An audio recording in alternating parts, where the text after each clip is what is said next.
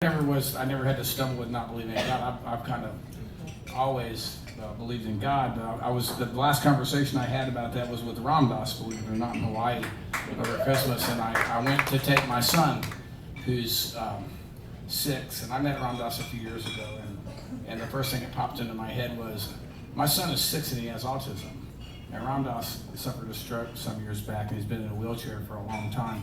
And I just, for some reason, became sort of semi-obsessed with the idea of, I wonder what John Henry would think of Ramdas, and I wonder what Ramdas would think of John Henry.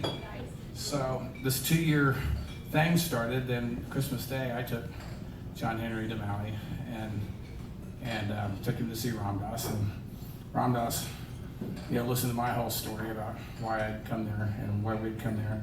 And then John Henry walked over, got in his lap, and he just looks at him for a long time, and he says, This is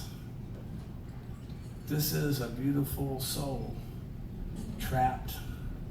Ramdas has a little trouble speaking himself. And John Henry doesn't speak at all, except for by signs. And he said, this is a beautiful soul trapped in a damaged body. And he sat there for a long time, 30 seconds, it seemed like forever. And he said, like me. And I knew that was what the connection was. It was part of the reason that I went there. But I guess I went there like a lot of parents, thinking that I was going there because Ramdas would help John Henry, but I think John Henry helped Ramdas, which is even cooler when he gets right up. And I did have the chance to have